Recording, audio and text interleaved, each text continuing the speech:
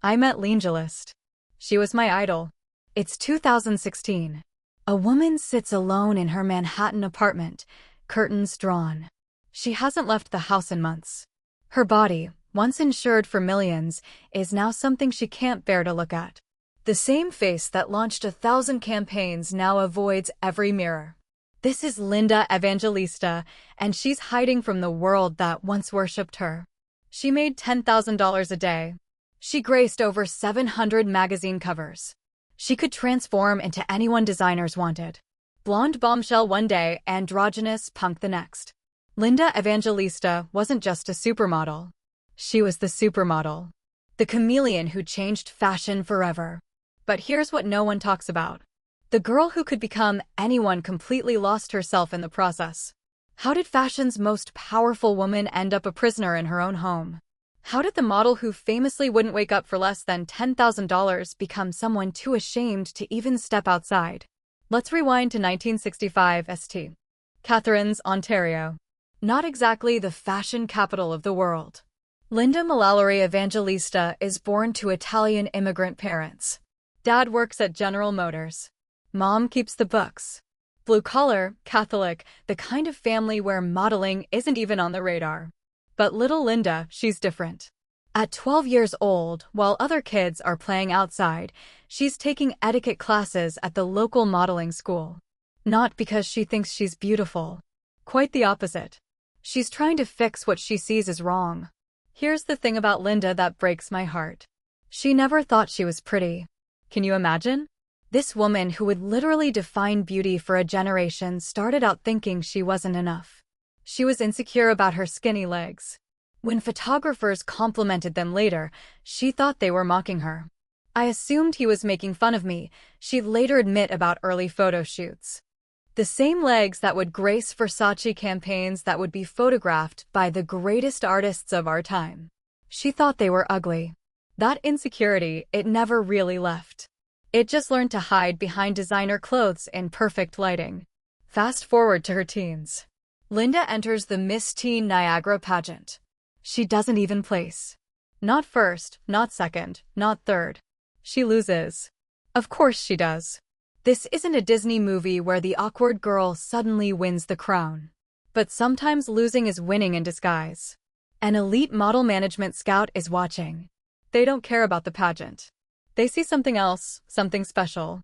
And just like that, the girl who thought she wasn't pretty enough gets offered a modeling contract. She's about to enter a world that will worship her beauty while slowly convincing her she's never beautiful enough. But first, she has to survive it. Okay, so imagine you're 16. You've just signed with one of the biggest modeling agencies in the world. You're shipped off to Japan for your first big job. Exciting, right? You're thinking this is it, the beginning of everything. Wrong. Linda shows up to the shoot and suddenly the client tells her she'll be doing nudes. No warning, no agreement, just you will do nudes. She's 16 in a foreign country alone. No cell phones back then, no easy way to call for help. What does Linda do? She runs, literally flees the shoot, finds a phone, calls her mom crying, and gets on the next flight home. And then she quits modeling entirely for 2 whole years. This is what I love about Linda's story. It's not linear. It's not some smooth rise to the top. She tried. She got scared. She quit like a normal person would.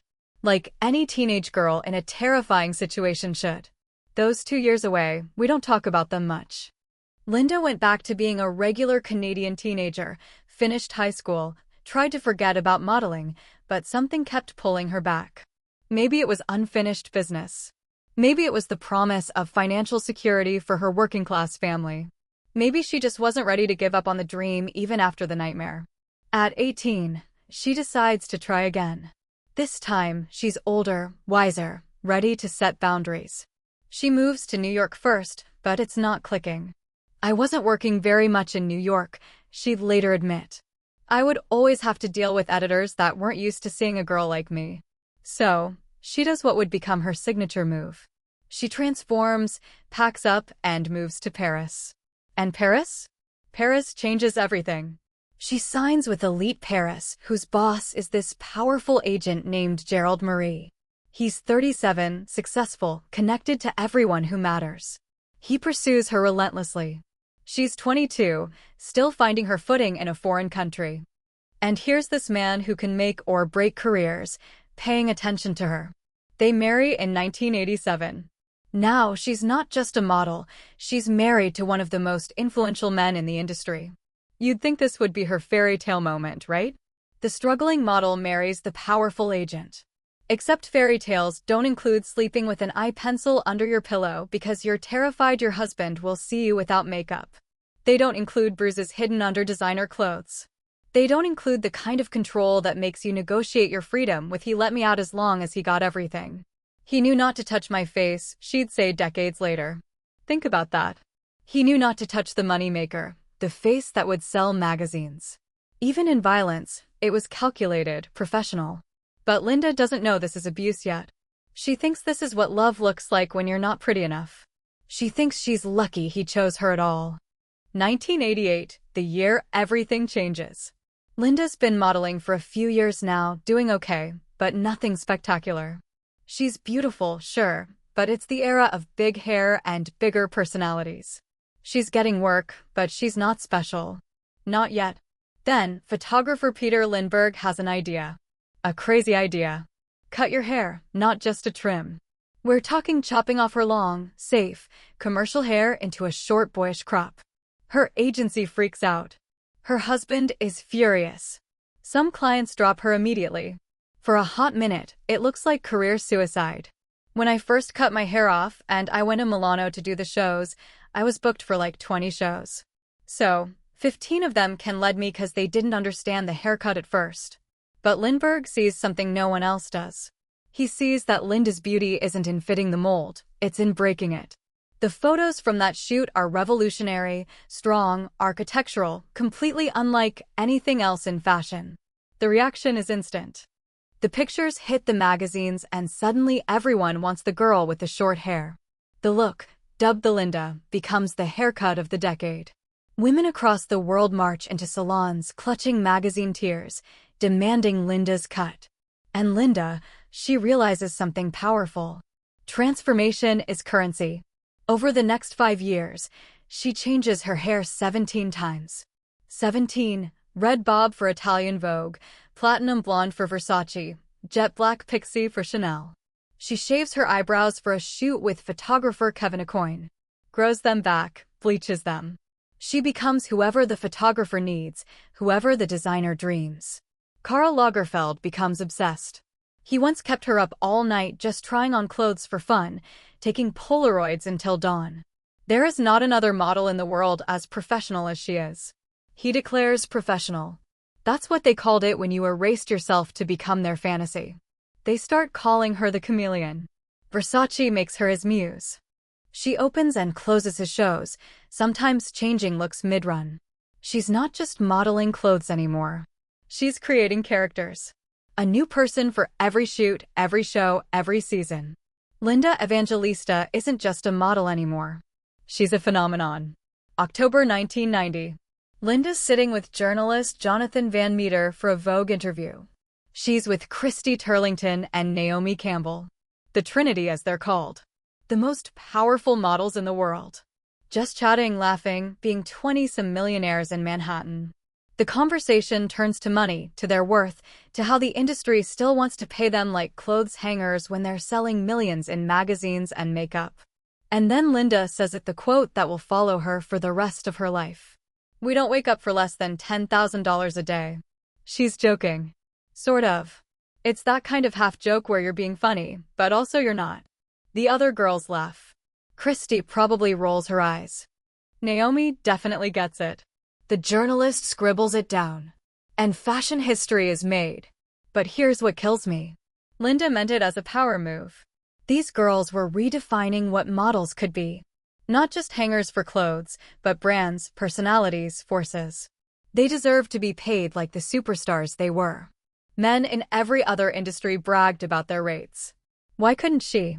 Instead, the quote becomes fashion's. Let them eat cake. Suddenly, Linda is not just successful.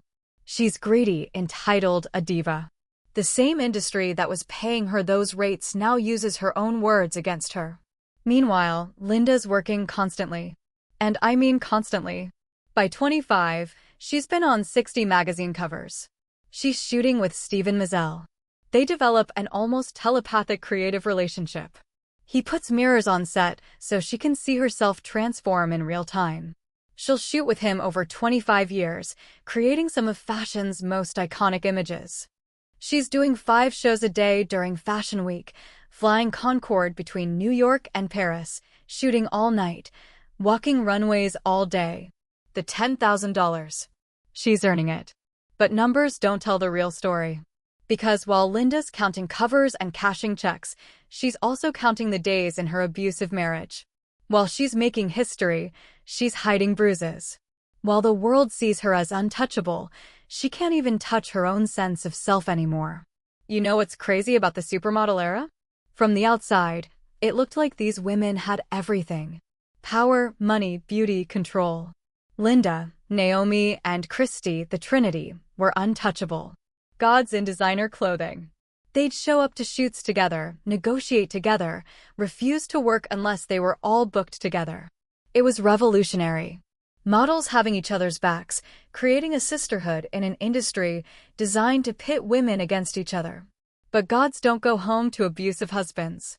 Gods don't cry themselves to sleep. Gods don't lose babies. Let's talk about 1993. Linda finally escapes her marriage to Gerald Marie. The divorce is brutal. He let me out as long as he got everything. She'd revealed decades later, 5 years of control, of violence, of sleeping with makeup tools under her pillow. Over. She's free. Sort of. Because here's what happens when you leave an abusive relationship in the public eye. Everyone has opinions. The press speculates. Did the supermodel get too big for her agent husband? Was she difficult? What did she do wrong? She rebounds with Kyle MacLachlan. Yes, Twin Peaks Kyle MacLachlan. They meet on a photo shoot. He's gentle, normal, nothing like Gerald. They get engaged. For a minute, it seems like maybe she's found something real. Then comes Fabien Barthez, French soccer star, goalkeeper. By all accounts, a good guy. They're the IT couple of Paris. Fashion meets sports, beauty meets athleticism. Linda, now in her 30s, thinks maybe this is it. Maybe she's finally ready. 1999, she's 6 months pregnant, planning a future, nursery ideas, names, the whole thing. She loses the baby. I need you to sit with that for a second.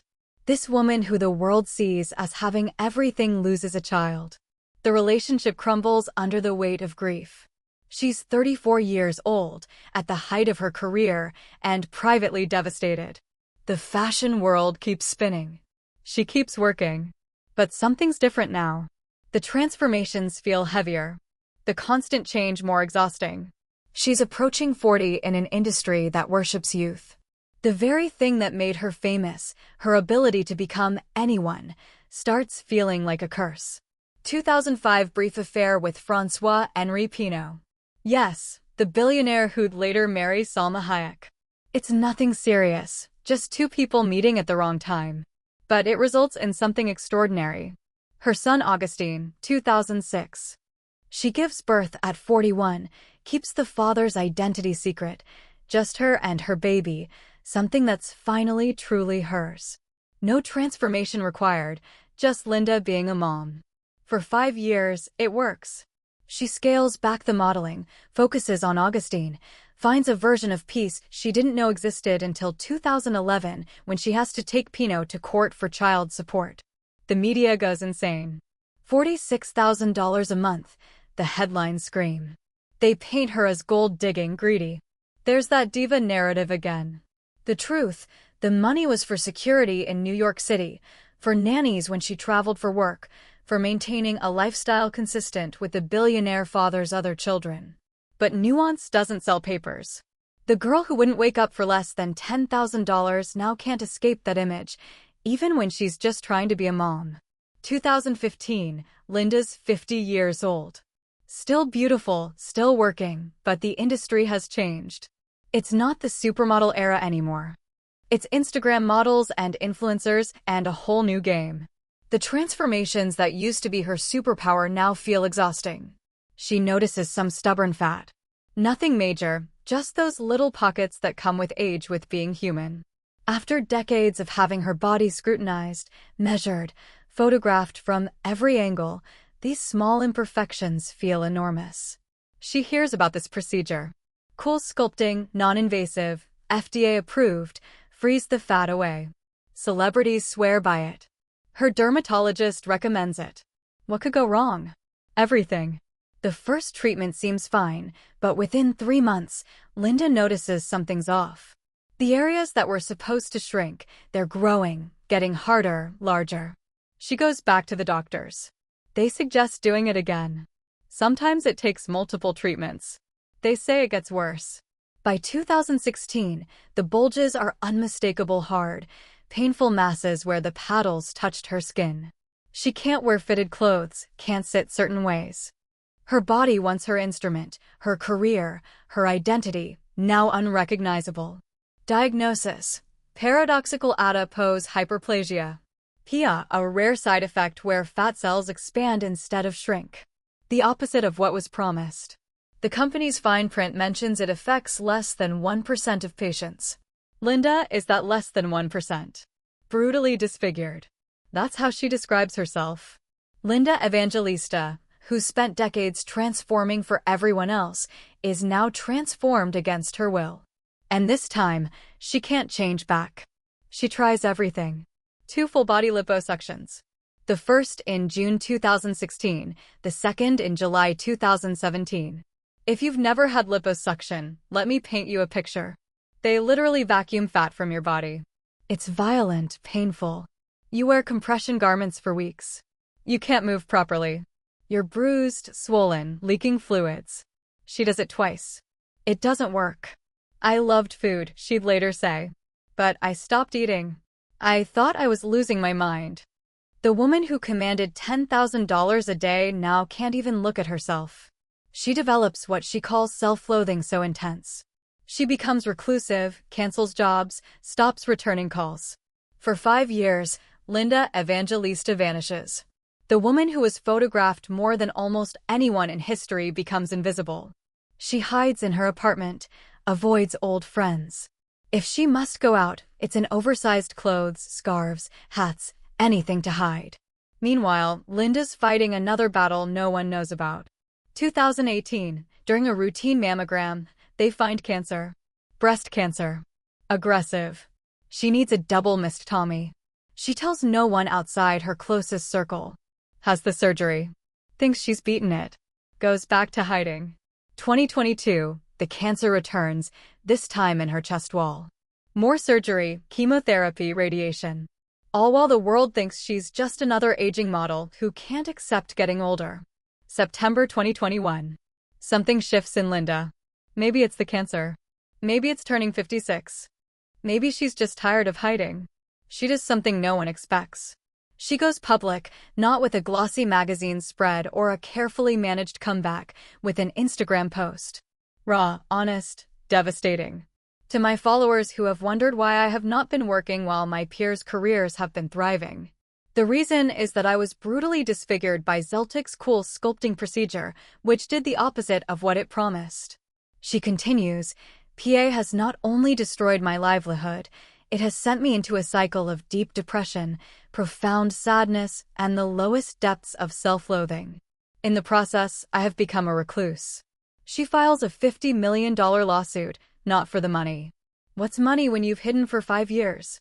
For the truth, for accountability, for other women who might fall into the same trap. Designers who dressed her decades ago reach out. Photographers who'd shot her send messages. The public, cruel in her absence, transforms into supporters. The comment sections, usually cesspools of judgment, fill with love. But the most powerful response comes from inside Linda herself. After decades of being whoever everyone else needed, she finally decides to be exactly who she is. Disfigured? Yes. Scared? Absolutely. But done hiding. February 2022. People magazine wants to do a story.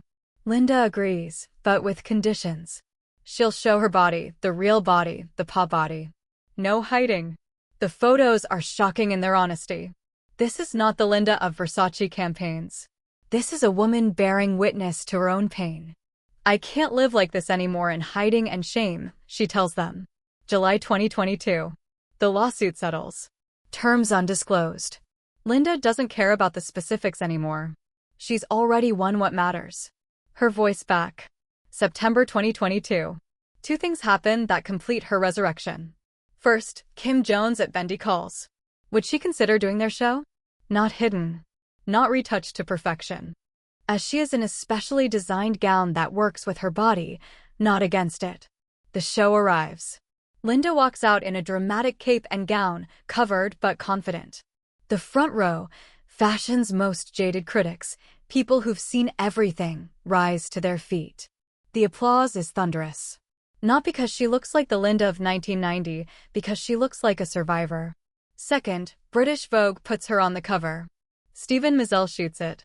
Her old collaborator, the one who knows all her angles, all her transformations, but this time they're creating something new, something honest. She's candid about the process. That's not my jaw or my neck in real life, she admits about the retouching. The clothes are taped and pinned to fit her changed body. I'm not going to lie and say I love my body now, but she's there, visible, real. 2023, the Apple TV Plus documentary, The Supermodels, airs. Linda sits with Naomi, Cindy, and Christy. Older, wiser, still bonded by their shared history. She drops another bomb. The abuse in her first marriage. After 30 years of silence, she names it, claims it, releases it. It was the most painful time of my life, she says of her marriage to Gerald Marie. He knew not to touch my face. He knew I was the moneymaker. Gerald Marie denies everything through his lawyers. Of course, he does. But Linda's not that scared 22-year-old anymore. She said her truth. That's all she needed.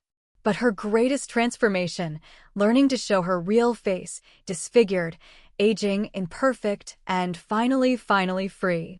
But in the end, she found something worth more than all those magazine covers combined. She found the courage to be human. And honestly, that's the most beautiful transformation of